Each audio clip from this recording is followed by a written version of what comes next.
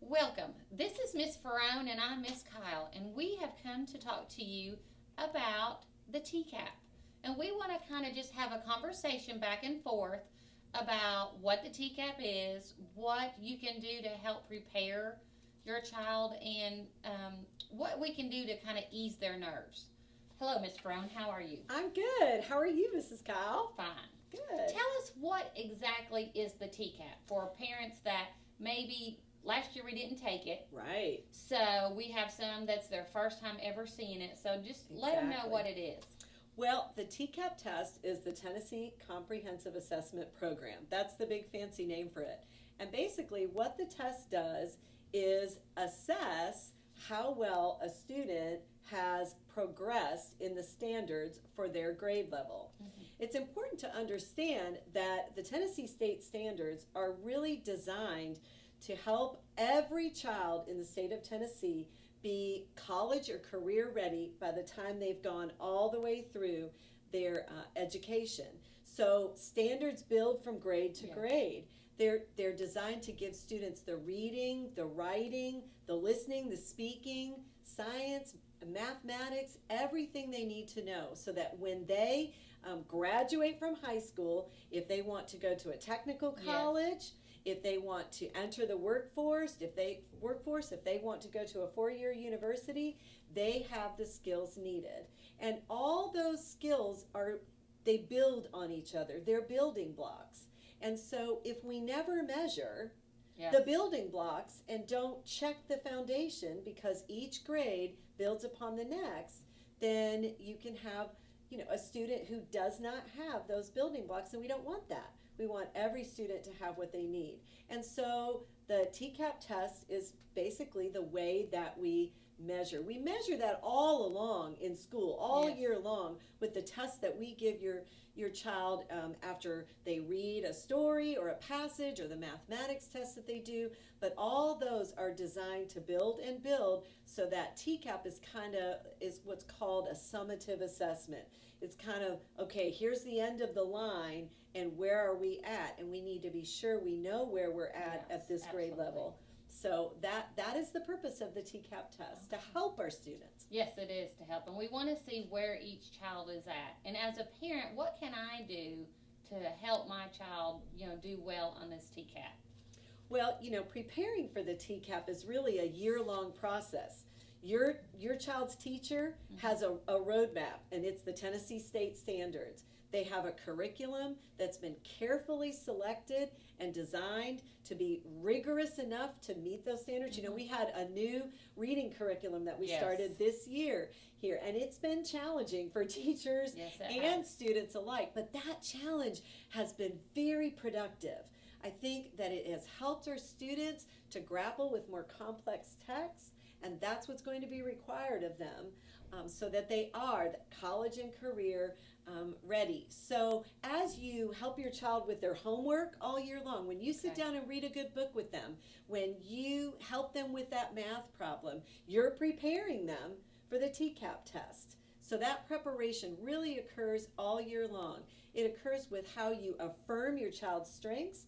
It occurs with how you communicate with your child's teacher throughout the year, especially at parent-teacher conferences, to look for those areas of weakness where your child might be struggling so that you can partner with the school and your child's teacher to help them in those areas. And that really does prepare them for the test all year long. I see that. And we just want to think about the night before the test. What can I Right. do to make sure my student or my children, their nerves are settled? What can parents do? Because a lot of them haven't taken this before, Exactly. and they're nervous. So, what are some tips that we could give parents that can help them? That's a great question, Miss Kyle. The night before, right? Yes. We don't want tummy aches and Yeah. anxiety. That's not the idea.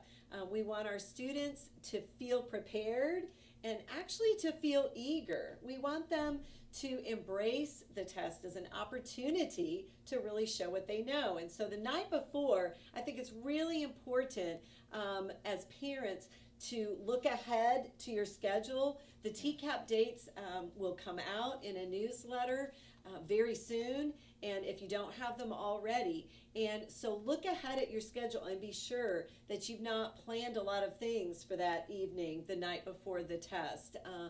Work with your child's, if your child's involved in athletics, maybe work with their coach, to be sure that it's not going to be a late night at the ball field, athletics are great, but we love athletics, but that night it's not a good idea to be, out at the ball field late the night before the test.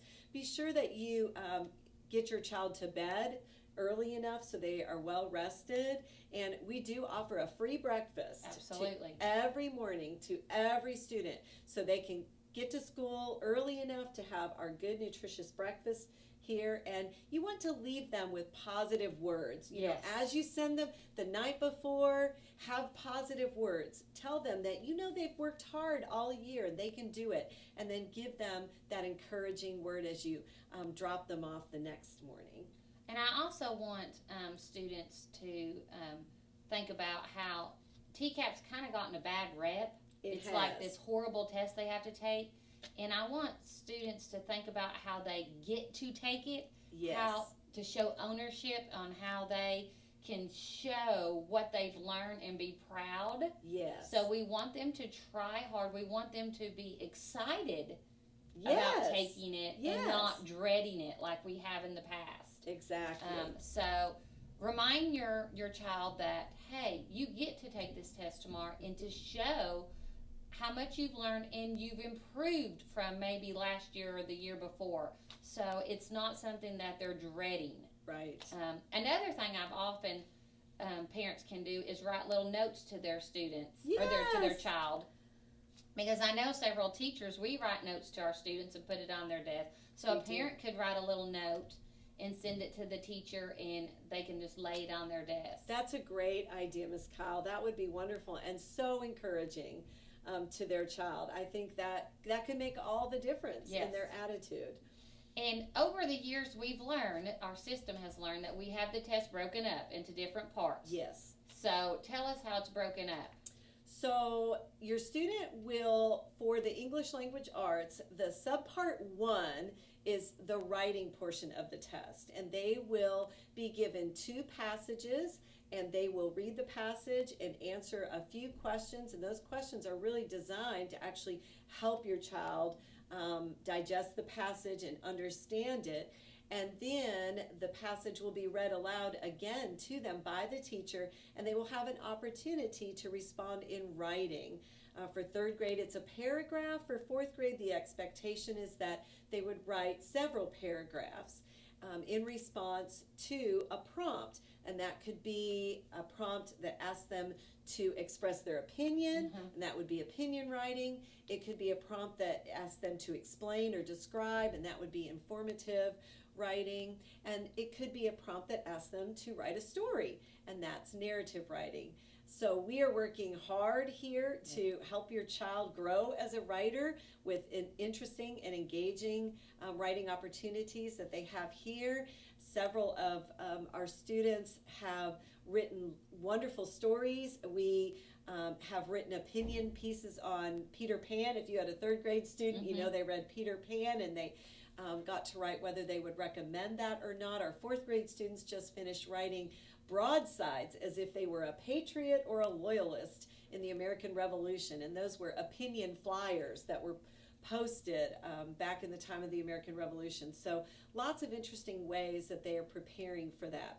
Then the rest of the English Language Arts is in subpart 2 and a subpart 3, and there are passages that they read, questions that they answer on the passage, and also to show their learning in terms of grammar skills and conventions. Now, will they take this all in one day? They will not. Oh, good. They do not, and that's broken up. The subpart 1, the writing, that will occur April 21st. Okay. And then the following week, they will take subpart 2, and then they have a break, and then they take subpart 3. Oh, good. And then there will be several days in between, and then they will take the math, and the same thing will occur with the math.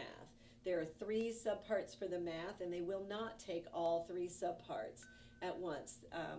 They will take one part, and then they will take the other two parts at a different time. So that might be helpful for you to understand as a parent that Yes. it's not just this all day of testing. It really is actually a brief portion of the day that testing And it's occurs. testing in the morning, Yes. and we want to make sure that they get to school on time that morning. Yes, that's very important, because if they do not get to school on time and the test has already started, then they may have to take more than one part together. There are specific rules about that for testing security. So it is very important that your child is at school on time on testing days. Yes. So we want to make sure that you set that alarm clock Yes. and get up on time, and so they're not rushed, so they're not frantic in the morning. And all the schools will be taking tests these in our Sweetwater City school system these same days, and it's the Yes. same procedures and protocols. So even all the way up to 8th grade or junior high. So these are some tips for our parents all the way from second grade all the way up through 8th grade. Yes. Well, parents, thank you, Miss Ferrone. Thank you, Ms. Kyle. We hope that this has been helpful for you, and you might want to sit down and watch this with your child just so that they can be reassured that taking the TCAP is not a scary thing, that we want them to feel that it's their time to shine Yes. and to show what they know, and I hope this has been helpful. Yes, thank you. All right, thank you.